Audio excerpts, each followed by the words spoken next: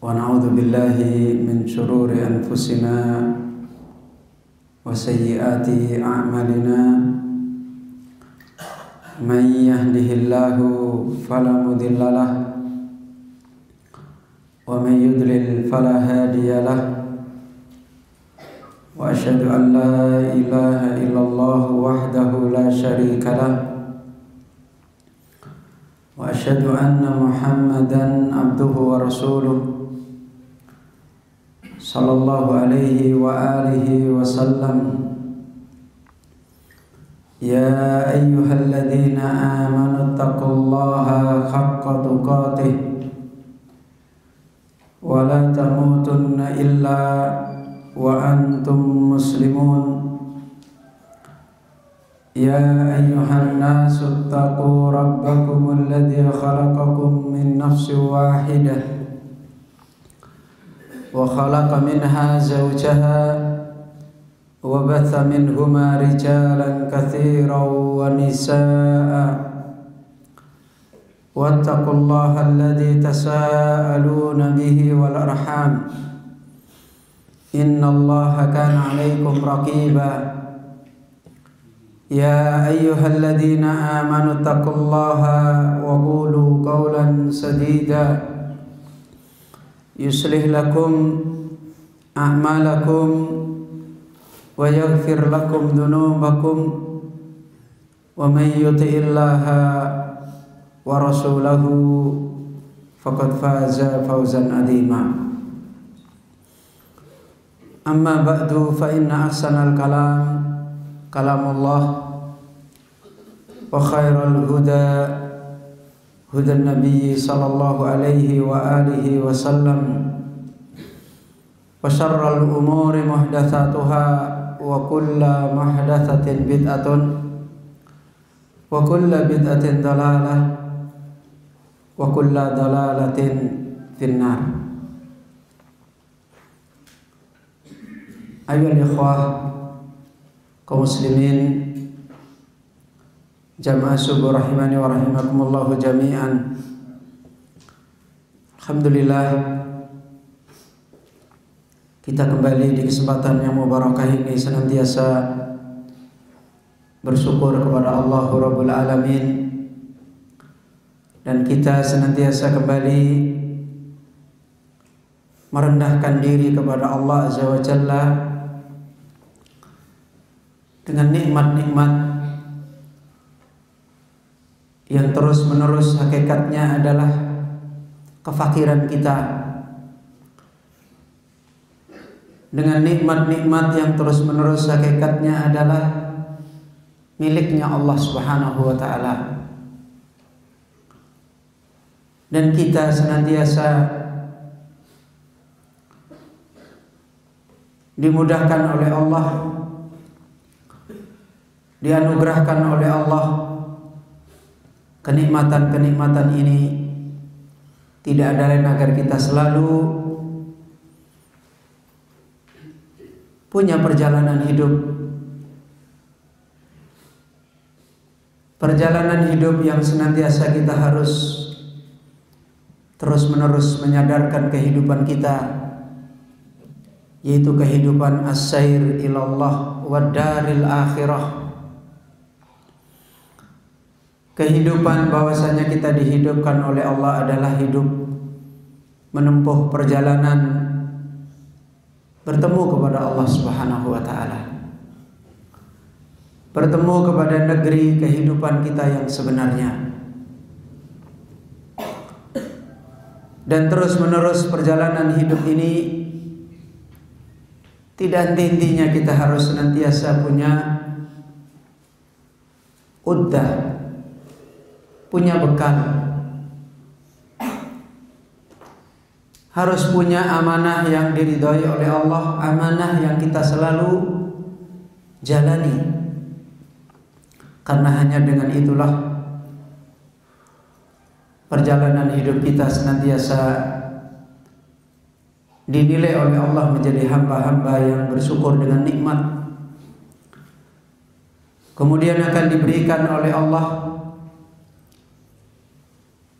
balasan yang setimpal dengan kehidupan yang seperti ini, yaitu Allah akan menetapkan kita, Allah akan meneguhkan kita sebagaimana janjinya, wala in syakartum la azidannakum. Jika kita semua bersyukur kepada Allah, Allah pasti menambahkan nikmat tersebut. Dan Allah Subhanahu wa ta'ala akan memberikan kepada kita janjinya, yutsabbitullah alladzina amanu bil qawli tsabit fil hayati dunya wa fil akhirah. Allah akan meneguhkan kepada kita semua, kepada orang-orang yang telah beriman, bil qauli sabit, dengan perkataan yang tetap, perkataan yang teguh, fil hayati dunya wa fil akhirah, di dalam kehidupan kita dunia dan di dalam kehidupan kita di akhirat. Sehingga akhirnya ketika kita dipanggil untuk bertemu dengan Allah Subhanahu wa ta'ala, panggilan kita adalah panggilan kasih sayang, panggilan kita adalah panggilan kemenangan, panggilan kita adalah panggilan ketenangan. Sebagaimana hanya itulah panggilan di mana kita akan mendapatkan kemenangan hidup. Apa yang Allah Azza wa Jalla tadi malam kita sampaikan, yauma la yanfa'u malun wala banun illa man atallaha biqalbin salim. Itu orang yang nanti akan datang bertemu dengan Allah membawa hati yang selamat. Sehingga Allah akan memanggil, ya ayyatuhan nafsul mutmainnah, wahai jiwa yang tenang, irji'i ila rabbiki radiyatan mardiyah. Pulanglah kalian kepada Rabbmu radiyatan mardiyah, dengan kehidupan yang ridha dan dengan kehidupan yang diridhoi oleh Allah Azza wa Jalla.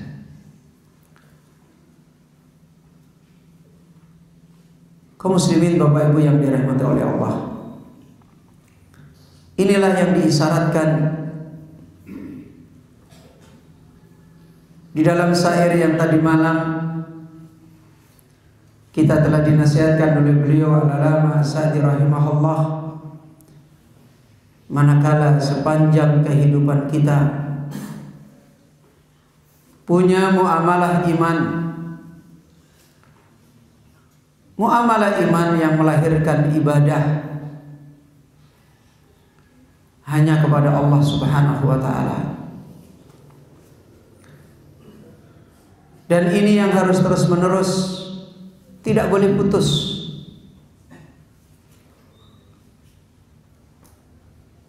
Di mana kehidupan kita, hati kita harus terus meraih ar-raja wal khauf, harus punya perjalanan ibadah yang ada di dalam hati, yaitu ibadah ar-raja wal khauf, ibadah selalu berharap hanya kepada Allah, selalu takut hanya kepada Allah Rabbul Alamin. Dan perjuangan kita untuk kembali mengambil nasihat yang dinasihatkan oleh Rasul kita Muhammad sallallahu alaihi wasallam ketika umat Islam perjalanan iman mereka banyak terkena fitnah, banyak terkena musibah-musibah hidayah, sehingga di saat mereka beriman kepada Allah, di saat mereka beribadah kepada Allah, di saat mereka harus punya kehidupan taat kepada Allah Azza wa Jalla, mereka gagal punya kehidupan taat yang sebenarnya. Mereka gagal punya kehidupan iman yang sebenarnya. Mereka gagal punya kehidupan iman dan ibadah yang diterima oleh Allah Azza wa Jalla. Kenapa demikian? Karena mereka tidak mempunyai, tidak meraih aslul ibadah. Tidak meraih pokoknya ibadah, usulnya ibadah, yaitu ibadatul qalbi, ibadah hati. Karena hakikat ibadah yang sebenarnya adalah ibadah yang dibangun dengan iman.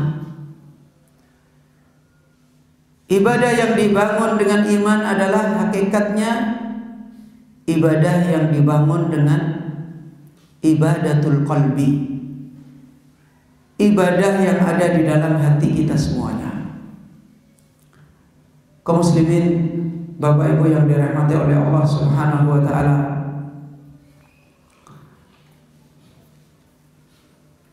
di dalam kitab Ta'dhimullah Jalla Jalaluhu Ta'ammulat wa Qasaid, salah seorang ulama kita memberikan nasihat tentang hakikat ibadah ini, tentang hakikat iman ini.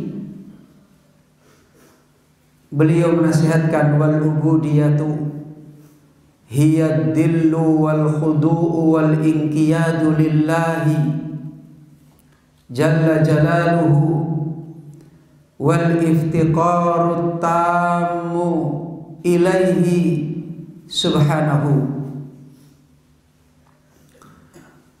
wa tahqiqu annahu la ma'buda bihaqqin illallahu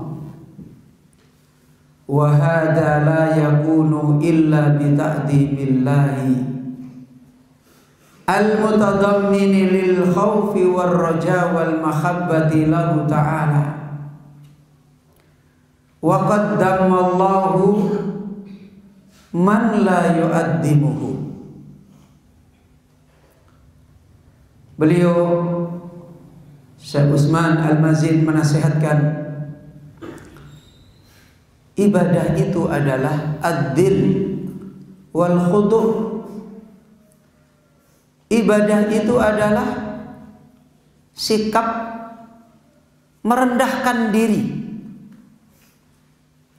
wal khudu', dan sikap tunduk, merendah kepada yang diibadahi dan patuh tunduk kepada yang diibadahi.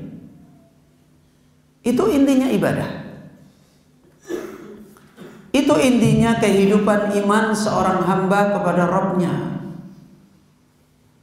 Dan itu adalah aslul ibadah.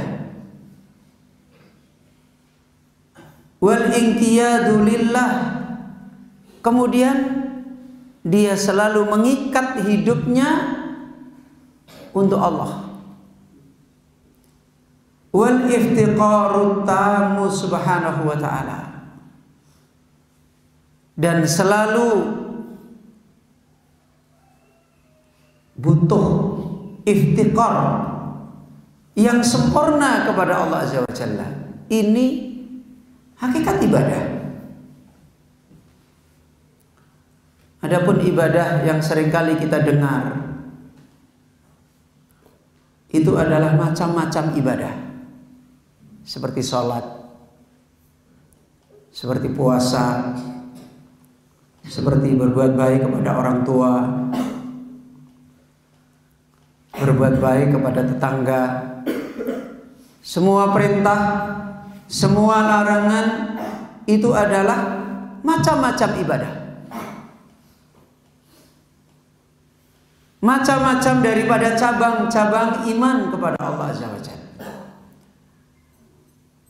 Dan hakikat iman, hakikat ibadah yang sebenarnya adalah tahqiqu annahu la ma'buda bihaqqin illallah. Hakikat ibadah yang sebenarnya adalah perwujudan realisasi. Perwujudan realisasi ketika seorang hamba itu punya kehidupan hati bahwasanya tidak ada sesembahan dengan benar kecuali Allah. Itu usulnya ibadah. Yaitu ketika hati kita punya kehidupan mengenal Allah, bahwasanya tidak ada sesembahan yang benar yang kita imani, kita yakini di hati kita kecuali Allah Azza wa Jalla. Dan kalimat ini akan menjadikan hati seorang hamba kalau mengenal kalimat ini adil, rendah, merendahkan diri kepada Allah. Kemudian al-khudu, tunduk patuh. Kemudian al-inqiyadu lillah bitta'ah, selalu mengikat dirinya kepada Allah. Antara dia dan antara Allah hanya punya satu sikap, yaitu taat. Hatinya merendah, hatinya tunduk, hatinya mau terima, mau taat. Kemudian wal iftiqar, hatinya merasa butuh kepada Allah Subhanahu wa taala. Itulah ibadah. Adapun macam-macamnya, salat, zikir, baca Al-Qur'an, berpuasa, sedekah, zakat, itu macam-macamnya. Itulah yang dinasihatkan oleh Rasulullah sallallahu alaihi wasallam, al-iman bid'un wa sab'una su'bah. Iman itu bercabang. A'laha kalimatul la ilaha illallah. Paling tingginya kehidupan iman adalah di mana? Pada kalimat la ilaha illallah. Dan itu usulnya ibadah. Di mana kalimat la ilaha illallah? Fi qulubina, di dalam hati kita. Kalau kita mengikrarkan di dalam lisan asyhadu an la ilaha illallah, itu adalah perwakilan dari hati kita yang ada di dalamnya penerimaan, yang ada di dalamnya ilmu, yang ada di dalamnya keimanan. Tidak ada sesembahan dengan benar kecuali Allah.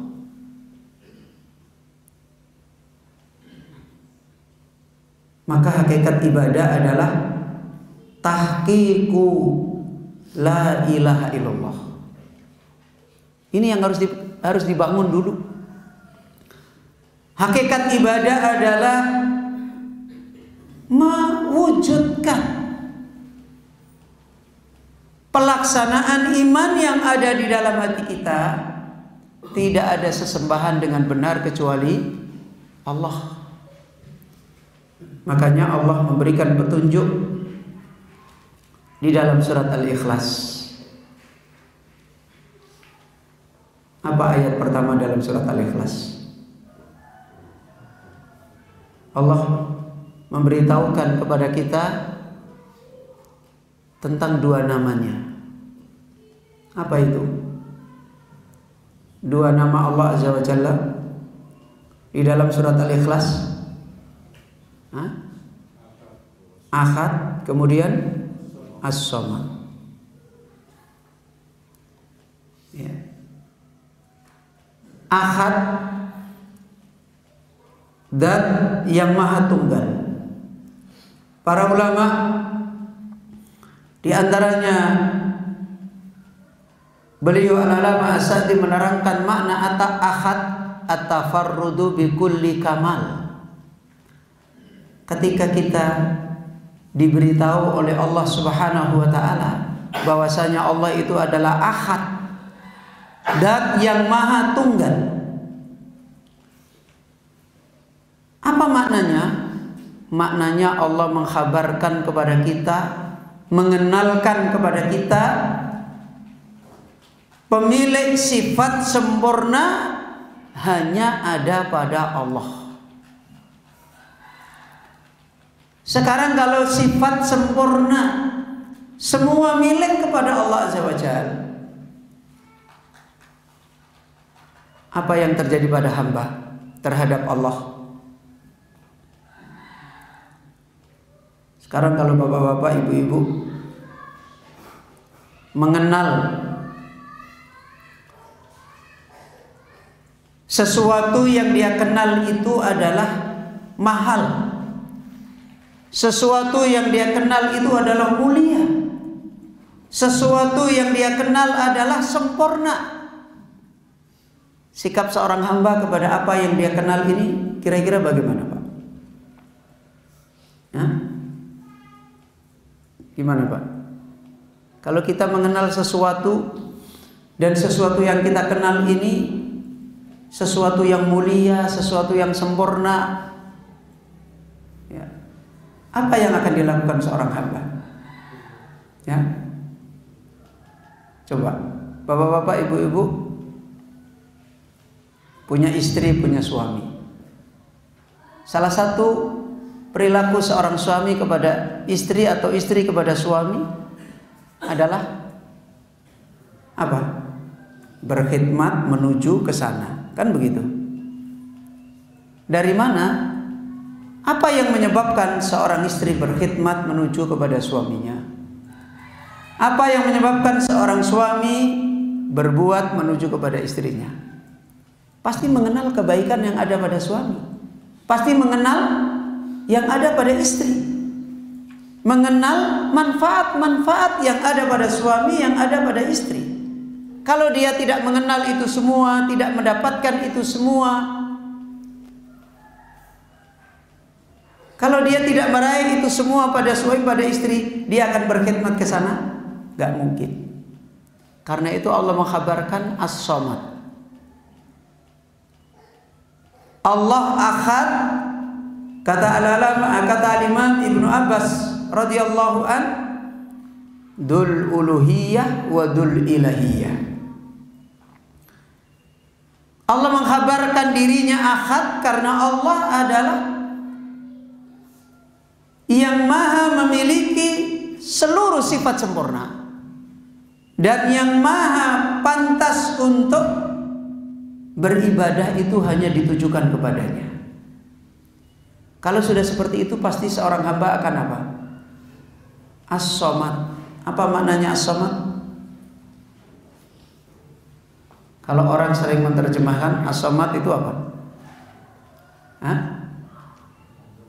Bergantung. Kata para ahlul ilm, makna As-Samad adalah tasmadu ilaihil khalqu kullu. Makna As-Samad adalah seorang hamba akan tasmadu ilaihil khalqu kullu. Allah adalah seluruh makhluk akan menuju kepadanya. Itu As-Samad. Dan disebutkan Ahad dulu atau As-Samad dulu? Hah? Ahad dulu atau As-Samad dulu? Ahad dulu. Karena dengan mengenal sempurnanya Allah Azza wa Jalla, maka seluruh hamba menuju kepada Allah. Berarti menuju kepada Allah itu adalah setelah apa? Setelah apa, Pak? Setelah mengenal sempurnanya Allah, sesembahan yang maha benar, yang lain tidak pantas sebagai sesembahan, maka akhirnya dia hanya menuju kepada Allah Subhanahu wa ta'ala. Maka tadi telah dijelaskan, mengenal kepada Allah hakikatnya adalah ibadah hati. Itu yang tadi dinasihatkan tentang makna iman, makna ibadah. Ibadah yang sebenarnya bukan kita berbicara dulu macam-macam ibadah. Kalau selama ini begitu kita berbicara ibadah, yang kita bicarakan macam-macam ibadah, kan begitu kan? Kamu sudah sholat belum? Kan begitu. Kamu sudah zikir belum? Kamu sudah baca Quran belum? Ya, kamu sudah sedekah belum? Kamu sudah puasa belum? Kan begitu. Ini ibadah zahir. Ibadah yang sesungguhnya adalah muamalah seorang hamba dengan hatinya kepada Allah. Itu ibadah yang sebenarnya. Ya. Dan itulah, karena itu setiap bentuk ibadah apapun pasti ada syarat yang pertama, yang dulu sudah kita sebutkan pada kajian yang lalu. Apa syarat yang pertama? Hah? Niat, ikhlas. Ya kan begitu kan? Hakikat daripada niat adalah masuk kepada rukun ibadah. Dan niat itu apa? Makanya kenapa para ulama ahlu sunnah, meskipun sebagian ulama membolehkan at-talaffuz bin niat, tetapi yang rajih, niat adalah qaulul qalbi. Apa Pak? Niat adalah qaul. Apa qaul? Ucapan. Ucapannya siapa? Qaulul qalbi. Ucapannya hati. Itu ibadah. Harus ada ucapan hati. Ini saat ibadah itu dikerjakan. Kalau tidak ada niat, ibadahnya sah? Diterima? Kalau nggak ada niat, nggak akan diterima. Hakikatnya ibadah atau bukan ibadah? Sholat tanpa niat bernilai ibadah? Tidak. Puasa tanpa niat bernilai ibadah? Tidak. Ya. Berbuat baik kepada orang tua tidak dimaksudkan berniat beribadah kepada Allah. Bernilai ibadah? Tidak. Bernilai kebiasaan.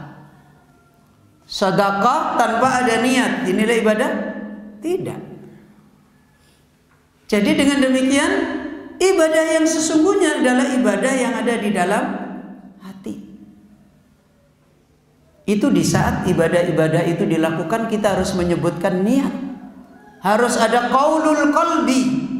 Harus ada ucapan hati yang dihadirkan. Dan tidak cuma itu. Tidak cuma saat kita mau beribadah kita menghadirkan hati kita untuk berniat, tetapi sepanjang perjalanan ketika kita mengerjakan ibadah, niat itu harus terus terjaga apa tidak Pak? Hah? Harus terus terjaga enggak? Harus kan? Makanya ibadah itu harus khusyuk. Ya kan? Hati harus selalu, di saat kita mengerjakan ibadah harus ada makna-makna keikhlasan tadi. Yaitu harus selalu ibadah itu berjalan dengan berharap kepada Allah. Terus harus selalu berjalan takut kepada Allah. Terus harus selalu berjalan merendahkan diri. Setiap perjalanan detik demi detik waktu kita mengerjakan ibadah, hati kita harus melakukan sikap apa? Merendahkan diri. Hati kita harus mempunyai sikap tunduk. Misalnya, kalau seandainya Bapak Ibu sholat, pada saat Bapak Ibu sholat bersedekah, tiba-tiba hatinya ngomong, kok saya harus berdiri seperti ini, saya harus sujud seperti ini, kok susah sekali sih ibadah. Hatinya tiba-tiba ngomong seperti itu. Diterima gak ibadahnya? Enggak, berarti tidak punya ketundukan. Tidak punya sikap merendahkan diri walaupun Bapak Ibu sedang berdiri bersedekah. Hati tidak boleh berhenti untuk rendah kepada Allah.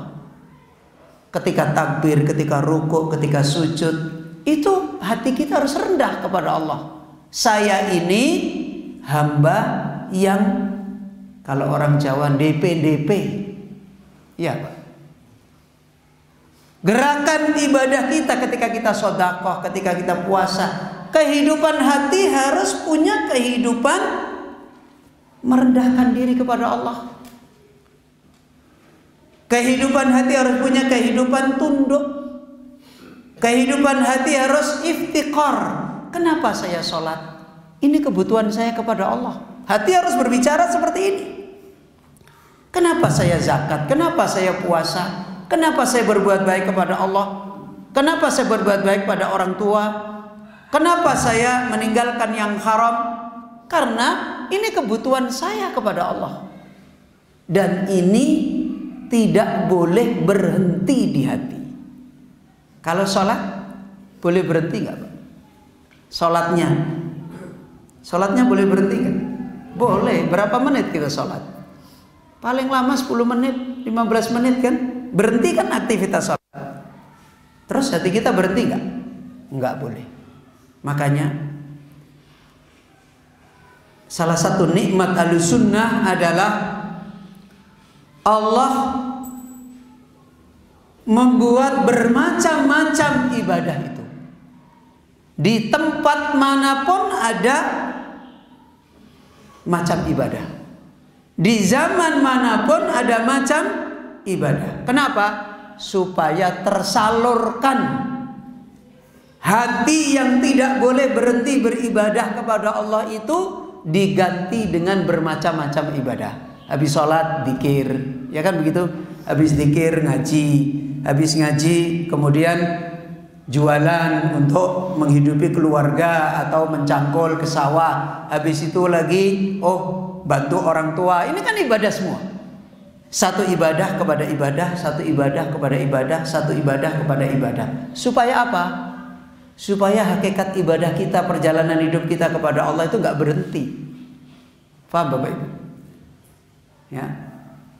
Supaya kebutuhan hati kita, tunduknya hati kita, merendahkannya hati kita kepada Allah itu nggak berhenti. Kalau berhenti, bubar kita. Tidak ada lagi kebahagiaan. Tidak ada lagi kemenangan kita. Makanya hakikat ibadah ini adalah disebutkan oleh Allah, wa'bud rabbaka hatta ya'tiyakal yakin. Beribadahlah kepada Rabbmu, tidak boleh berhenti. Hatta ya'tiyakal yakin. Selama perjalanan hidup kita di dunia, kita tidak bisa berhenti. Kebutuhan kita kepada Allah, tunduk kita kepada Allah, merendahkan diri kita kepada Allah. Sampai kapan? Hatta ya'tiyakal yakin. Sampai kematian datang. Dan ini makna ibadah yang sebenarnya. Dan kemudian dinasihatkan oleh beliau Syekh Utsman Al-Mazid, wa hadza la yakunu illa bi ta'dimillah. Orang melakukan ibadah, perjalanan iman dengan beribadah hanya kepada Allah sepanjang hidupnya, tidak inqita. Yang dulu sudah kita sebutkan, hakikat bekal perjalanan kita yang besar, yang sebenarnya kepada Allah, agar jangan putus antara kita dengan Allah. Dan ibadah apa yang tidak pernah putus? Ibadah zahir atau ibadah hati, Pak? Ibadah hati. Ibadah hati itu nggak bisa putus. Kalau putus, tidak ada lagi iman. Kalau putus, terjadi kesyirikan. Kalau putus, terjadi kemunafikan. Itu kalau putus. Kalau ibadah zahir bisa putus. Kadangkala seorang mukmin bisa lalai. Kadangkala seorang mukmin bisa melanggar. itu dohir. Tetapi ibadah yang sebenarnya adalah ad-dil wal khudu wal inqiyad wal iftiqar at-tam. Dan itu adalah amalan hati setelah hati mengenal la ilaha illallah. Makanya Rasulullah SAW mengatakan kepada Mu'ad ketika berdakwah, innaka ta'ti qauman min ahlil kitab, kamu itu datang kepada kaum dari ahli kitab. Falyakun awwalu ma tad'uhu ilaihi la ilaha illallah. Kamu itu datang kepada orang-orang yang hatinya rusak, imannya sudah kena kesirikan, imannya sudah kena kekufuran, imannya sudah kena nifak. Maka apa yang pertama kamu ajarkan kepada mereka?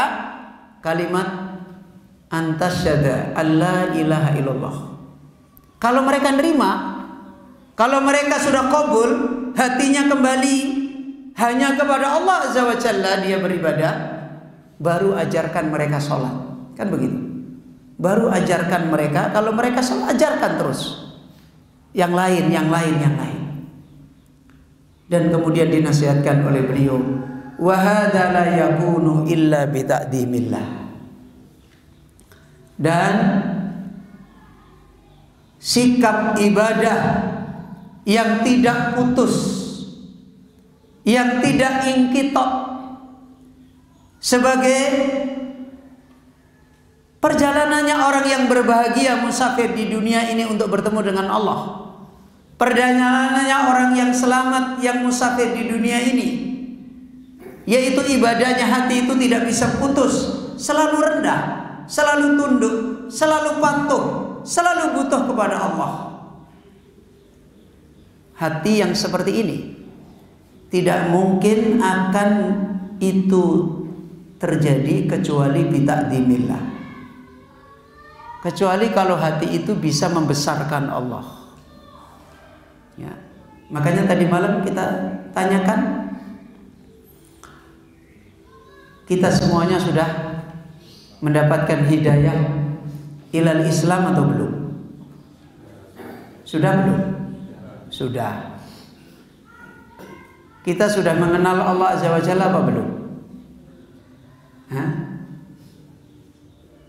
Sekarang tadi malam kita tanyakan, di saat kita sudah muslim, di saat kita sudah menjadi seorang Islam, perintah banyak bermasalah nggak kita? Larangan banyak masih bermasalah nggak? Ketenangan, ketentraman hati masih menjadi sesuatu yang mudah kita raih atau masih bermasalah? Semua ini menunjukkan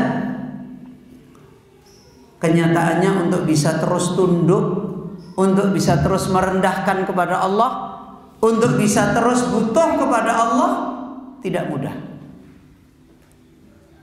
Untuk sholat bisa menjadi kehidupan tunduk, untuk sedekah menjadi kehidupan kebutuhan kepada Allah, untuk puasa menjadi kehidupan patuh merendah kepada Allah, ternyata tidak mudah. Karena itulah dinasihatkan oleh beliau, wa hadza la yakunu illa bi ta'dimillah. Dan ini tidak mungkin akan ada kecuali kalau kita berhasil membesarkan Allah. Kaum muslimin Bapak Ibu yang dirahmati oleh Allah. Dan membesarkan Allah ini adalah ibadah hati. Ibadah yang ada di dalam hati kita. Isi daripada membesarkan Allah diterangkan oleh beliau Syekh Utsman Al-Mazid. Apa bentuk, apa isi daripada membesarkan Allah? Al-khawfi war-raja'i wal-mahabbah. Isi pokok daripada membesarkan Allah adalah kalau hati kita ada 3 amalan besar kepada Allah, yaitu apa? Al-khauf apa? Takut. Kemudian yang kedua ar-raja apa? Berharap. Kemudian yang ketiga wal mahabbah, cinta. Kalau perjalanan hidup kita tidak ada ini, walaupun mohon maaf kita mengerjakan sholat, mengerjakan zakat, mengerjakan sedekah, ya, mengerjakan perintah, mengerjakan larangan, bernilai apa Bapak Ibu? Dohir kita mengerjakan sholat, zakat dan seterusnya, tapi di dalam hati kita nggak ada kehidupan membesarkan Allah. Tidak ada kehidupan yang selalu takut kepada Allah, selalu berharap kepada Allah, selalu cinta kepada Allah. Ini kehidupan apa? Hah? Kehidupan apa? Kalau ada orang dohirnya ibadah, hatinya tidak ibadah, apa Pak? Hah? Nifak. Ini kehidupan munafik. Munafik diterima oleh Allah? Gak diterima. Perjalanan ibadahnya orang munafik itu menyenangkan atau menyusahkan dia? Hah? Menyenangkan atau menyusahkan Pak? Menyusahkan. Karena perjalanan ibadahnya orang munafik itu dengan hati yang sempit, dengan merasa dengan ibadah itu beban. Ya. Ibadah itu tidak sesuatu yang menjadi kebutuhan dia. Ibadah itu tidak sesuatu yang menjadi sikap yang dia patuh kepada Allah. Enggak. Kenapa? Karena orang munafik tidak punya kehidupan ta'zimullah, membesarkan Allah. Karena itu Allah Azza wa Jalla memperingatkan, mencela orang-orang yang mereka tidak berhasil mendapatkan ini. Dan itu hakikatnya adalah orang yang gagal as-sair ilallah wa daril akhirah. Allah Azza wa Jalla berfirman di dalam sebuah ayat, "Ma lakum la tarjuna lillahi waqara." Ma lakum la tarjuna lillahi waqara. Kenapa kalian tidak senantiasa tarjuna lillah? Kenapa kalian tidak senantiasa berharap kepada Allah waqara, dengan merendahkan diri, dengan membesarkan Allah, merendahkan diri? Maka Bapak Ibu, ini hakikat celaan Allah Azza wa Jalla orang yang hatinya gagal mendapatkan usulnya ibadah, yaitu tidak punya tarjuna lillah waqara, tidak punya kehidupan berharap hanya kepada Allah dan merendahkan diri, membesarkan Allah. Dan ini harus ada di dalam hati seorang hamba. Macam-macam ibadah yang dikerjakan manusia, ukurannya ada di sini. Orang munafik ibadah dohirnya macam-macamnya banyak nggak Pak? Banyak. Mungkin kita dapati ada orang beriman, ibadah dohir yang dikerjakan tidak sebanyak orang munafik. Bisa jadi. Mungkin nggak Pak? Mungkin. Karena Allah sendiri menerangkan orang beriman menjadi 3 golongan orang beriman. Apa? Dzalimun li nafsi. Yang kedua muqtasidun. Yang ketiga sabiqun bil khairat. Ya. Allah menyebut orang beriman itu ada 3 golongan. Pertama, dzalimun li nafsi. Orang beriman tapi banyak masih dolim pada dirinya sendiri. Apa? Kewajiban kadang masih ditinggal. Ya. Ada beberapa kewajiban kadang dilalaikan. Kemudian ada beberapa larangan kadangkala dikerjakan. Ya. Ini dolimun li nafsi. Kita ini masuk nggak di situ? Masuk kan? Masih kadang-kadang ada kewajiban yang kita lalai. Masih kadang-kala ada larangan yang kita terjatuh di dalamnya. Kemudian yang kedua, ada orang beriman yang muqtasidun. Apa muqtasidun? Tengah-tengah. Dia sudah bisa menjaga yang wajib dan dia sudah bisa menjaga yang haram. Tidak lalai pada yang wajib, tidak gampang melanggar yang haram. Ini muqtasidun. Yang ketiga, ada orang beriman yang sabiqun bil khairat. Sabiqun bil khairat, berlomba di dalam kebaikan. Yang wajib dia bisa jaga, yang haram dia bisa jaga. Yang wajib-wajib dia jaga, dia kerjakan. Yang haram-haram dia jaga, dia tinggalkan. Yang sunnah juga dia kerjakan. Yang makruh juga dia tinggalkan. Ini sabiqun bil khairat. Berarti orang beriman, ibadah zahirnya punya selisih enggak Bapak Ibu? Hah? Punya selisih enggak? Punya. Ada yang dzalimun li nafsi, ada yang muqtasid, ada yang sabiqun bil khairat. Sekarang, mungkin enggak ada orang munafik mengerjakan yang sunnah secara zahir? Mungkin enggak Bapak? Orang munafik mengerjakan sholat sunat tahiyatul masjid, mungkin enggak? Mungkin. Orang munafik mengerjakan puasa Senin Kemis, mungkin enggak? Mungkin.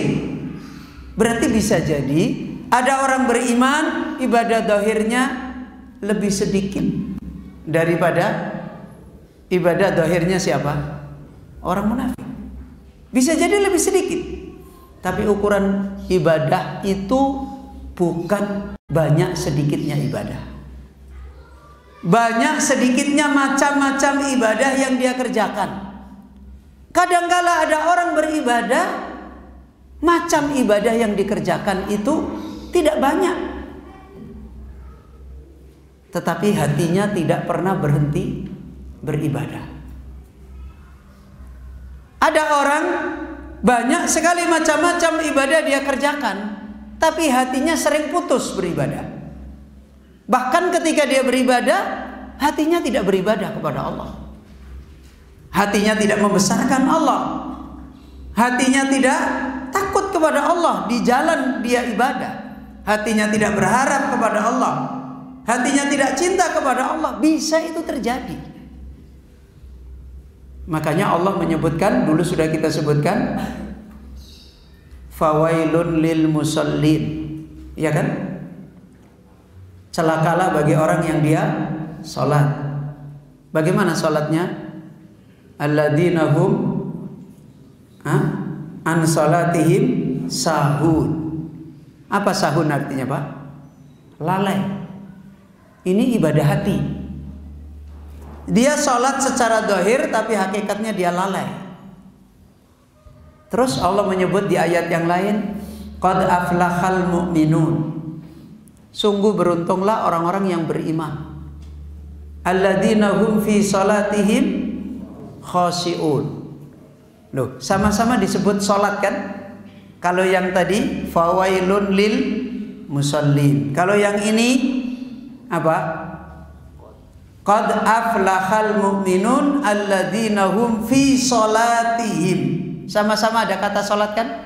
Tapi yang ini wailun, yang sini aflah. Ya. Yang ini celaka, yang ini beruntung. Di mana letak yang membedakan? Yang sini sahun, yang sini khashi'un. Ya kan? Yang ini hatinya lalai, tidak ada ibadah hati. Yang ini khashi'un, hatinya hadir, membesarkan Allah, takut pada Allah, cinta berharap kepada Allah, cinta kepada Allah. Itulah orang yang hatinya khusyuk. Dan ini sebenarnya ibadah. Maka Allah mencela, malakum la tarjuna lillahi waqara. Maka Bapak Ibu, kita kembali apa yang disampaikan di dalam syair tersebut. Disampaikan oleh beliau Al-Allamah As-Sa'di, makna syair wa humul ladina banau manazila sairihim bainar roja wal khawfi liddayani, ay saru fi jami'i umurihim mustaskhibina wa mulazimina lil khawfi war rojai. Maksudnya orang yang menempuh perjalanan hidup menuju kepada Allah, menuju kepada akhirat itu, mereka berjalan menjalani semua urusan amanah mereka, menjalani kehidupan ibadah mereka, iman mereka dengan semua macam-macam ibadah, menjalani cabang-cabang iman yang hakikatnya cabang-cabang iman itu adalah ibadah. Bagaimana dia menjalani semuanya ini? Mustashibin, orang yang harus menyertakan, orang yang harus terus-menerus, ya, mustashibin, mengiringkan, menyertakan, wa mulazimin, dan harus terus melazimi, harus terus menetapi, lil khaufi war roja. Apa? Harus terus takut hatinya, war roja, dan harus terus hatinya berharap kepada Allah. Ini musafir kepada Allah yang sebenarnya. Ibadah dohir bisa berhenti, bisa ganti dari sholat kepada dzikir, dari dzikir kepada baca Al-Quran, dari baca Al-Quran memberi nafkah keluarganya, dari baca Al-Quran taat pada suami, ngurus anak. Ini macam-macam ibadah dohir. Tetapi ibadah yang tidak boleh berhenti menyertai ibadah itu, yaitu mustasqimina mulazimina lil khaufi war roja. Selama ini seringkali manusia ketika berbicara beribadah kepada Allah hanya membicarakan ibadah dohirnya. Begitu berbicara, kamu sudah beribadah, yang dipahami, oh sholat, oh zakat, oh puasa, oh sedekah. Kemudian dia belajar bagaimana syarat rukunnya sholat, syarat rukunnya sedekah, syarat rukunnya haji, umroh, dan seterusnya. Tapi ada satu hal yang orang sering lalai, ya.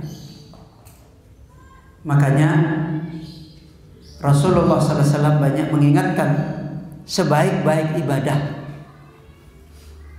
ya, sebaik-baik ibadah kepada Allah, banyaknya ibadah atau ibadah yang memiliki sifat ibadah hati. Khairul umur awsatuha adwamuha wa in qalla. Kan begitu.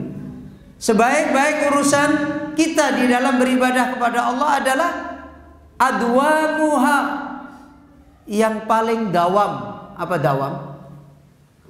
Yang paling terus-menerus berjalan, dikerjakan tidak pernah berubah, dikerjakan dengan penuh kenikmatan, dikerjakan dengan penuh kebahagiaan, dikerjakan dengan penuh ketundukan. Wa in qalla. Apa kata Rasulullah? Sekalipun sedikit. Ini merupakan nasihat besar bagi kita di dalam safar kita kepada Allah. Ibadah yang harus kita besarkan kepada Allah Azza wa Jalla adalah ibadah apa, Pak? Ibadah hati. Karena itu usulnya ibadah, ya. Itu adalah usulnya ibadah. Ada kisah ketika Rasulullah SAW memerintahkan beberapa sahabatnya waktu itu sedang safar. Kemudian mereka Salah satu adab safar adalah ada amir safar, ya kan? Ada apa? Pemimpin safar. Dan biasanya amir safar ini yang memimpin sholat, kan begitu. Salah seorang sahabat Nabi ini, sebagaimana diriwayatkan Aisyah radhiyallahu an, selama safar, ketika dia memimpin sholat, bacaan ayatnya hanya membaca ayat Qul huwallahu ahad. Setiap sholat berjamaah, ayat yang dibaca Qul huwallahu ahad. Kira-kira bapak-bapak, ibu-ibu kalau sedang musafir atau punya imam, setiap sholat bacaannya selalu surat Al-Ikhlas. Maghrib surat Al-Ikhlas, 4 rakaat surat Al-Ikhlas semua. 2 rakaat surat Al-Ikhlas. Nanti Isya juga begitu, subuh juga begitu. Kira-kira bapak-bapak, ibu-ibu gimana? Melihat imam ini gimana? Merendahkan atau memuliakan? Gimana Pak? Ini imam ini kenapa ini? Apa cuma itu aja hafalannya? Kalau kita ya memang cuma itu hafalannya kan. Jadi sahabat ini setiap memimpin sholat, bacaan yang dibaca suratul Ikhlas. Maka apa yang terjadi? Sahabat-sahabat semuanya hatinya bermasalah. Ini kita punya imam yang ditunjuk oleh Nabi ini bagaimana? Ya mungkin kalau kita bisa mikirnya bukan cuma imamnya aja yang nunjuk, kan begitu. Ini Nabi ini jangan-jangan salah tunjuk, kan begitu. Sudah begitu mereka pulang dari safar, lapor kepada Rasulullah sallallahu alaihi wasallam. Ya Rasulullah sallallahu alaihi wasallam, imam yang engkau tunjuk sholat itu begini. Kita tidak nyaman. Kenapa dia seperti itu sholatnya? Maka Rasulullah sallallahu alaihi wasallam kemudian balik bertanya, saluhu. Sekarang kalian tanya pada dia, jangan tanya kepada saya, kan begitu. Kenapa setiap kali dia sholat yang dibaca Qul huwallahu ahad? Kenapa? Akhirnya mereka sahabat datang ke sahabat yang menjadi pemimpin safar itu dan bertanya, kenapa kamu selama sholat di musafir dengan kita ini bacaannya Al-Ikhlas terus? Maka dijawab oleh sahabat ini, ayat ini, surat Al-Ikhlas ini adalah ayat yang Allah mengkhabarkan, mengajarkan, memberikan pengajaran tentang dirinya, tentang namanya, tentang sifatnya, tentang kebesarannya, maha sempurnanya dia. Dan saya mencintai surat itu. Maka saya ulang-ulang terus ketika saya sholat, karena saya cinta. Kalau kita mengulang surat Al-Ikhlas karena cinta atau karena pendek? Karena pendek, ya kan? Karena nggak paham isinya, nggak ngerti makna, nggak ngerti kebesarannya ayat ini, ya. Padahal ayatnya pendek. Tetapi Nabi sallallahu alaihi wasallam mengatakan surat Al-Ikhlas itu adalah sepertiga Al-Quran.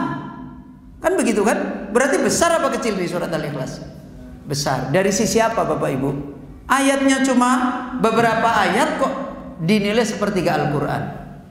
Dari sisi apa ini? Huruf, lafadznya atau maknanya? Dari sisi apa? Dari sisi maknanya. Kalau hurufnya hafal, lafadznya kita sama. Sama nggak kita? Bapak-bapak kalau menghafal surat Al-Ikhlas dengan saya sama apa beda? Sama kan? Nggak ada tambahannya, nggak ada kurangnya kan? Tapi yang beda di hati kita tentang surat Al-Ikhlas, lafadz hurufnya atau maknanya? Maknanya. Paham Bapak Ibu? Sahabat ini mengatakan, saya memahami surat Al-Ikhlas ini, Allah mengajarkan kebesarannya, kesempurnaannya, ya, kesuciannya. Makna ini dimiliki oleh dia. Dan karena cintanya dia kepada surat Al-Ikhlas, kemudian dia ulang untuk menguatkan hatinya, membesarkan, menikmati hatinya. Itu kenapa saya baca surat Al-Ikhlas terus. Beda kan Pak dengan kita kan? Kalau kita kenapa baca surat Al-Ikhlas terus? Hah? Sedikit Ustaz kita udah hafal dari kecil, gampang kan begitu kan? Ya. Maka sahabat-sahabat ini datang kepada Rasulullah, melaporkan hasil apa? Wawancaranya dengan sahabat tadi. Ya Rasulullah, ini jawaban dia. Maka kata Nabi, baru saja turun ayat. Allah mengkhabarkan bahwasanya Allah mencintai dia. Masya Allah. Ini Bapak Ibu, ibadah apa ini? Ibadah hati atau ibadah zahir? Ibadah hati. Contoh lagi yang lain. Pernah di suatu kali di Madinah, Rasulullah SAW mengkhabarkan tentang ada sebentar lagi akan lewat ahli surga. Jadi sebentar lagi akan lewat apa? Ahli surga. Sahabat itu kalau sudah diberitahu ahli surga melotot semua. Mana nih? Mana nih? Kenapa? Dia akan mengejar. Kalau sudah dibicarakan tentang surga, dibicarakan tentang akhirat, itu mereka berlomba mengejar. Begitu Rasulullah SAW memberitahu sebentar lagi akan ada orang ahli surga lewat. Orang menunggu-nunggu, mana ada orang lewat. Tiba-tiba ada seorang Ansar lewat, membawa sandalnya. Kemudian dia berwudu, menyempurnakan wudunya, habis itu sholat 2 rakaat dia pulang. Udah begitu aja. Jadi lewat, bawa sendal, kemudian dia letakkan, dia berwudu, kemudian setelah itu dia sholat 2 rakaat, habis itu dia pulang. Sahabat, masa dia sih ahli surga masuk begitu? Dia gak percaya. Nah sudah, lewat aja begitu kejadian. Besok lagi Rasulullah SAW berbicara lagi. Sebentar lagi akan ada ahli surga lewat. Ya. Kemudian tidak lama, ya orang itu lagi datang lagi, bawa sendalnya, kemudian wudu, sempurnakan wudunya, kemudian dia sholat 2 rakaat, pulang lagi. Sampai 3 kali. Akhirnya sahabat jadi penasaran. Ini orang seperti itu, ibadahnya cuma begitu, kok Nabi bilang ahli surga sih? Maka ada satu sahabat yang penasaran. Penasaran Pak. Dia mengikuti sahabat tadi yang pulang. Kemudian dia bertemu dan dia berbicara.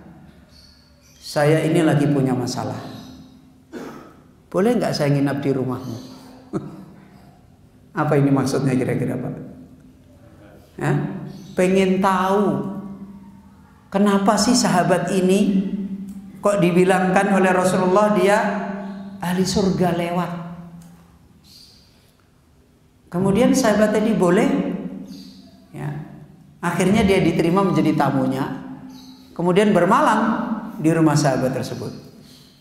Kalau kita bermalam ke teman kita karena apa Pak? Karena ada urusan bisnis. Ini sahabat karena pengen tahu kok dia ahli surga, sampai bermalam dia di rumahnya, bertamu.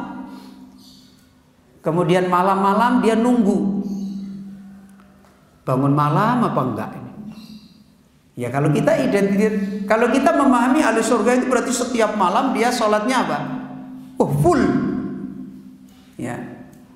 Maka dia tunggu. Kok nggak dengar dia bangun ya? Terus kemudian dia dengar, dia bangun cuma batuk-batuk. Kemudian dia istighfar kepada Allah. Habis itu tidur lagi. Ya. Habis itu sudah 3 malam ditunggui, dia tidak mendapati sesuatu yang istimewa dari ibadahnya dia. Dia tidak mendapati sesuatu yang hebat dari ketaatannya kepada Allah. Secara apa Bapak Ibu? Secara zahir, ya kan? Maka pada hari ketiga dia pamitan, mau pulang. Terus ditanya, lah kamu Keperluanmu kesini tuh mau apa? Ya kan? Enggak, sebenarnya saya ini enggak punya masalah. Baik-baik saja saya. Saya pengen bermalam di sini itu karena saya penasaran. Kok Rasulullah sallallahu alaihi wasallam tiba-tiba mengatakan sebentar lagi ada ahli surga lewat. Tiba-tiba yang lewat kamu. Kamu wudhu, sholat 2 rakaat, pulang. Besok lagi begitu lagi. Besok lagi begitu lagi. Makanya saya penasaran. Terus saya pengen bertamu di rumahmu bermalam, supaya saya pengen ngerti bagaimana ibadahmu, bagaimana taatmu kepada Allah. Barangkali itu yang di luar, kan begitu. Mungkin yang di rumah saya lihat kamu hebat ibadahnya kepada Allah. Maka sahabat ini bilang, kamu lihat saya bagaimana? Masya Allah. Ya saya lihat kamu nggak punya apa-apa, saya nggak dapat yang saya cari. Oh begitu. Ya kemudian ya sudah, saya mau pamit pulang. Masya Allah. Habis itu sahabat tadi, sebelum dia pulang dipanggil lagi, coba ke sini. Apa mungkin ini yang kamu pengen tahu? Apa itu? Maka dia cerita, sepanjang hidup saya tidak pernah sakit hati dengan manusia, dengan makhluk. Apa kata dia? Sudah, ini yang dimaksudkan oleh Rasulullah sallallahu alaihi wasallam. Ini yang saya tidak bisa kerjakan. Masya Allah. Coba lihat Bapak Ibu. Apa ini? Yang menjadikan dia besar di sisi Allah? Hatinya. Loh, hati kok nggak bisa sakit hati, itu gimana Pak? Hah? Sakit hati kepada makhluk itu berarti apa? Hatinya nyambung ke makhluk atau kepada Allah? Hah? Hatinya nyambung kepada makhluk atau kepada Allah? Orang yang hatinya sering sakit hati, coba bapak-bapak kadang-kala sakit hati sama istrinya nggak? Iya kan? Kenapa? Ya karena hatinya nyambungnya kepada istrinya. Ya kan begitu kan? Para ibu-ibu sering sakit hati kepada suaminya. Kenapa coba? Karena hatinya berharap pada suaminya. Hatinya cinta pada suaminya, takut pada suaminya. Makanya ketika tidak dapat sakit hati. Kan begitu. Seorang suami sering sakit hati, teman sakit hati dengan temannya. Kenapa? Karena berharapnya kepada temannya. Karena cinta kepada temannya, ingin didapatkan, takut pada temannya, nggak dapat, sakit hati. Tapi kalau orang hatinya cuma nyambung kepada Allah, sakit hati Pak? Ya? Hatinya itu nggak nyambung kepada makhluk, berharap pada makhluk nggak ada. Sekarang kalau Bapak Ibu tidak berharap kepada makhluk, seorang suami tidak berharap kepada istri, kemudian istrinya nggak melayani dia, sakit hati nggak? Yo karepmu toh, kan begitu. Ya kan begitu. Tapi seorang suami berharap kepada istri, kemudian istrinya nggak melayani, sakit hati nggak? Sakit hati. Seorang istri berharap kepada suami, kemudian suaminya tidak memberi kepada dia sesuai maunya, sakit hati nggak? Sakit hati kan? Seorang istri tidak berharap kepada suaminya, tidak dikasih, sakit hati nggak? Enggak. Jadi orang yang hatinya tidak sakit hati itu karena hatinya hanya punya kehidupan dengan Allah. Yang diharap hanya Allah, yang dicintai hanya Allah. Ya. Makanya mohon maaf Bapak Ibu, siapa manusia yang paling tidak pernah sakit hati kepada makhluk? Para Rasul kan? Para Nabi kan? Kenapa? Karena hatinya hanya untuk siapa? Untuk Allah. Rasulullah sallallahu alaihi wasallam dilempari batu-batu, sakit hati? Enggak. Ya kan? Inilah. Jadi hati yang tidak sakit hati dengan makhluk selamanya, itu menunjukkan besarnya hati itu hanya kepada siapa? Hanya kepada Allah. Maka menjadi jelas apa yang tadi dinasihatkan oleh para ulama kita. Dan ibadah itu fitnahnya banyak nggak Bapak Ibu? Banyak kan? Untuk bisa taat kepada Allah, untuk bisa berkhidmat kepada keluarga, untuk bisa taat pada istri, pada suami, itu fitnahnya banyak nggak? Banyak. Fitnah-fitnah ini yang kemudian merubah ibadah-ibadah tersebut tidak bernilai ibadah.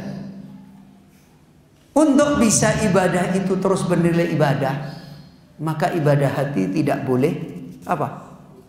Tidak boleh putus. Berharap kepada Allah tidak boleh putus. Takut kepada Allah tidak boleh putus. Cinta kepada Allah tidak boleh putus. Dan inilah takdim kepada Allah, membesarkan Allah Subhanahu wa taala. Maka itu yang tadi dinasihatkan oleh beliau Sesati. Ar-raja wal khauf itu mustaskhidina mulazimina. Orang yang berjalan kepada Allah hatinya harus tidak boleh berhenti meraih ar-raja wal khauf. Caranya bagaimana Bapak Ibu? Caranya adalah dengan mengenal Allah. Ya. Caranya adalah dengan mengenal Allah. Coba lihat surat Al-Fatihah yang Bapak Ibu selalu baca di dalam salat. Mana ayat yang menunjukkan kita harus terus beribadah kepada Allah? Mana ayatnya? Mana Pak? Iyyaka na'budu wa iyyaka nasta'in. Ayat ini di awal atau di tengah-tengah? Hah? Di awal atau di tengah-tengah? Di tengah-tengah kan? Ayat yang di awal tentang apa? Ayat yang awal sebelum iyyaka na'budu wa iyyaka nasta'in tentang apa? Kita dikenalkan siapa yang mau kita ibadahi. Ya kan? Jadi bukan kita langsung beribadah, kita dikenalkan siapa yang mau kita ibadahi. Ada Allah mengenalkan 5 nama besar. Pertama, lafaz jalalah Allah. Kedua, Rabb. Ketiga, Ar-Rahman, Ar-Rahim. Keempat. Kemudian kelima, Al-Malik. Loh ini Pak, enggak langsung iyyaka na'budu wa iyyaka nasta'in. Enggak akan bisa nanti iyyaka na'budu wa iyyaka nasta'in. Seperti yang tadi dinasihatkan. Mulazimina mustaskhidina, menetapi terus untuk punya kehidupan membesarkan Allah. Enggak akan bisa. Tidak akan bisa kita iyyaka na'budu wa iyyaka nasta'in kalau kita tidak bisa membesarkan Allah. Apa Allah membekali kita untuk membesarkan Allah? Allah kenalkan 5 namanya, yaitu lafaz jalalah Allah, kemudian Ar-Rabb, kemudian Ar-Rahman, kemudian Ar-Rahim, kemudian Al-Malik. Dari lafaz jalalah Allah akan menjadikan hati seorang hamba kalau mengenal makna dari lafaz jalalah Allah sebagai sesembahan yang memiliki sifat sempurna, yang pantas seluruh makhluk hanya kepadanya. Dan apalagi ketika kita membuktikan itu semua, maka apa yang terjadi? Kalau Bapak Ibu punya anak A, B, C, D, Bapak kenal anaknya yang A ini sifatnya baik semua, yang ini baik sedikit, yang ini gak ada baiknya.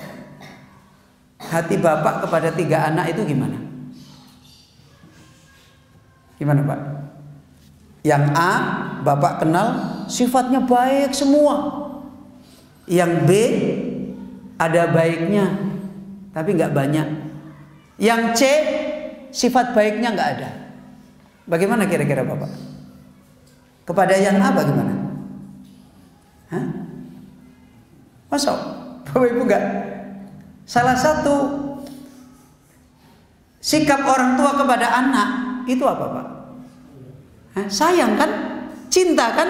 Sekarang kalau dengan anak yang 3 macam ini, Bapak Ibu kenal yang A, sifatnya baik-baik semua. Yang B ada baiknya sedikit. Yang C nggak ada baiknya. Kepada yang A bagaimana Pak? Hah? Pasti sangat cinta kan? Cintanya mendalam. Ya kan begitu? Kepada yang B, ya ada cinta tapi nggak banyak. Kepada yang C, bededek. Ya kan begitu kan? Terus perhatian Bapak kemana? Ke yang C, raurus. Kan begitu. Perhatiannya kemana? Ke yang A. Mau apa? Kamu bisa begini, ini. Perhatian sekali. Sama. Sekarang kalau hamba sudah mengenal lafaz jalalah Allah yang terkandung di dalamnya dul uluhiyah wa dul ilahiyah, akan melahirkan apa Pak? Hah? Apa tadi? Akan melahirkan cinta yang mendalam. Semakin kita banyak mengenal sifat-sifat sempurnanya Allah, kecintaan kita semakin besar. Dan itu terkandung pada lafaz jalalah Allah. Yang kata Imam Ibnu Abbas, makna Allah itu adalah dul uluhiyah wa dul ilahiyah. Dat yang maha memiliki sifat sempurna dan dat yang maha memiliki semua peribadahan hanya kepadanya. Kemudian ini melahirkan apa tadi? Melahirkan apa tadi? Dengan mengenal lafaz Allah, kemudian Rabbul Alamin melahirkan lafaz apa? Melahirkan hati bagaimana tadi? Cinta. Sekarang nama yang keberapa? Ketiga. Apa tadi? Ar-Rahman. Kemudian apa lagi? Ar-Rahim. Ar-Rahman, Ar-Rahim adalah nama dari sifat rahmat. Jadi kataba ala nafsihi rahmah. Allah menetapkan sifat rahmat. Dan hakikat sifat rahmat adalah diterangkan secara bahasa saja, isolul manafi'. Yang namanya sifat rahmat itu adalah memberikan kebaikan-kebaikan, manfaat-manfaat yang banyak. Dan Allah menetapkan dirinya wa rahmati wasi'at kullasyai'. Rahmatku, kebaikan-kebaikanku kepada hamba luas dan kami berikan kepada apa saja. Kira-kira kalau bapak-bapak memahami sifat rahmat Allah, kebaikan-kebaikan Allah yang seperti ini, apa yang ada pada hati? Kalau tadi cinta, ya kan? Kalau ini, kalau bapak mengenal Allah, ibu-ibu mengenal Allah, bahwasanya Allah itu maha luas kebaikan-kebaikannya kepada makhluk, sampai satupun makhluk tidak ada yang tidak diberi rahmat oleh Allah. Kira-kira hati kita akan punya kehidupan apa dengan Allah? Berharap. Bener kan? Berharap. Dari nama apa ini tadi? Ar-Rahman dan nama Ar-Rahim. Terus tinggal yang keberapa ini? Nama Allah yang keberapa? Yang kelima. Apa tadi? Al-Malik. Allah tidak hanya mengenalkan dirinya Malik, bahkan Allah mengenalkan Malik yang sebenarnya. Maliki Yaumiddin, raja di hari pembalasan akhirat kelak. Kalau Bapak Ibu mengenal ada raja yang punya kekuasaan seperti ini, mutlak seperti ini, apa yang ada di dalam hati? Takut. Berarti dari 5 nama tadi apa? Lafaz jalalah Allah, kemudian apa? Ar-Rabb, kemudian apa? Ar-Rahman, kemudian apa? Ar-Rahim, kemudian apa? Al-Malik. Melahirkan sikap apa tadi? Melahirkan sikap apa? Mahabbah. Kemudian apa lagi? Raja. Kemudian apa lagi? Khauf. Dan inilah takdim, membesarkan Allah Azza wa Jalla. Kemudian baru iyyaka na'budu wa iyyaka nasta'in. Kalau orang di hatinya seperti ini kepada Allah Azza wa Jalla, pasti iyyaka na'budu wa iyyaka nasta'in. Orang mengo Pak ya. Tidak belok ke sana kemari, tidak akan menandingkan Allah dengan makhluk. Tidak akan hatinya menjadi orang yang berpaling kepada selain Allah Azza wa Jalla. Makanya iyyaka na'budu, hanya kepada Engkau kami beribadah, nggak ada yang lain. Kenapa? Karena yang lain bukan Allah, karena yang lain bukan Rabb, karena yang lain bukan Ar-Rahman, karena yang lain bukan Ar-Rahim, karena yang lain bukan Al-Malik.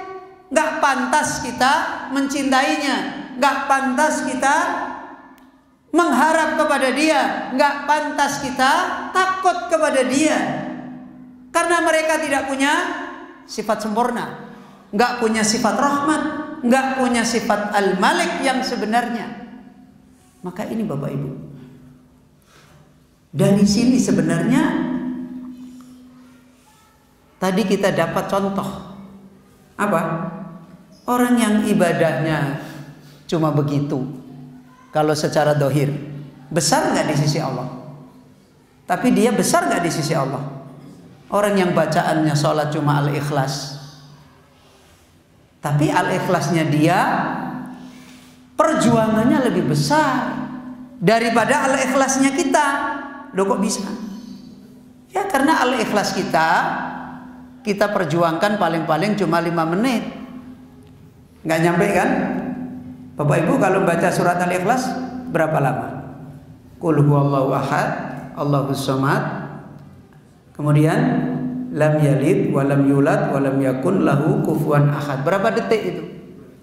Ya makanya ringan yang kita dapat. Loh kok bisa ada orang mencintai surat Al-Ikhlas? Berarti punya perjuangan makna, punya perjuangan memahami ilmu tentang surat Al-Ikhlas. Dan kalau sudah mempelajari, butuh waktu banyak nggak Pak? Kalau cuma menghafal qul huwallahu ahad, butuh waktu banyak? Enggak. Tapi kalau memahami makna yang ada di dalam surat Al-Ikhlas, butuh waktu banyak nggak? Butuh waktu banyak. Untuk hati bisa berhasil hanya membesarkan Allah, itu butuh waktu banyak nggak? Butuh. Karena butuh ilmu. Kalau sudah berbicara ilmu, umur itu habis. Kalau sudah berbicara ilmu, umur itu habis. Ya. Imam Syafi'i rahimahullah semalam suntuk hanya memahami satu hadis. Itu semalam suntuk. Maka inilah jalan yang diajarkan oleh Allah Azza wa Jalla. Ma'rifatullah, harus memandang perjalanan dia dengan Allah Azza wa Jalla, mengenal Allah Azza wa Jalla. Karena itulah dinasihatkan oleh beliau As-Sa'di rahimahullah, wa dzalika anna lahum nadron. Karena itu seorang hamba untuk bisa punya ibadah hati khauf dan roja, mereka ini harus punya nadron, harus punya pengkajian, punya pandangan yang bukan pandangan sekedar pandangan mata, tapi pandangan hati.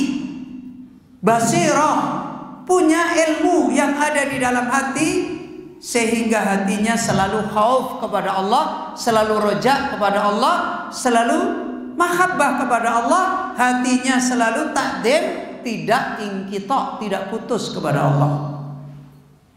Dan ini nadrun ila anfusihim wa taksirihim fi huquqillah.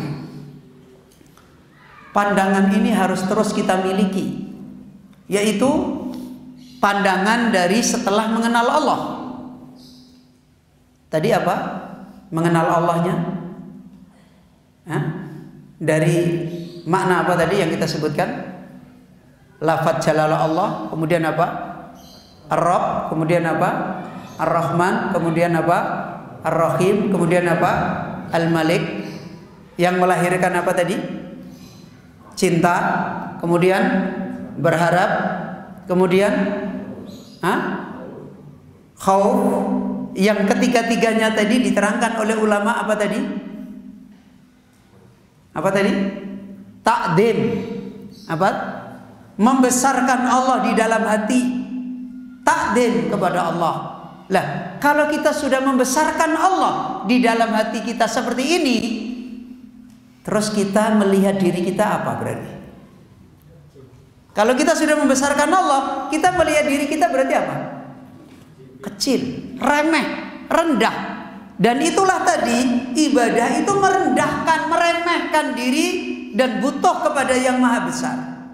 Maka hamba terus menerus melihat dirinya adalah rendah, kecil, dan terus menerus melihat Allah Azza wa Jalla adalah azim. Dan akhirnya perjalanan ibadah dia, perjalanan iman dia, melihat perjalanan dirinya dan melihat siapa yang dia imani, siapa yang dia ibadahi. Hati seorang hamba kalau sudah melihat dirinya, dia siapa, Allah siapa. Ya. Kalau dia melihat dirinya, maka lahirlah sikap apa tadi? Takut. Karena dirinya hamba yang rendah, kurang. Kalau dia sudah melihat Allah Azza wa Jal, maka roja.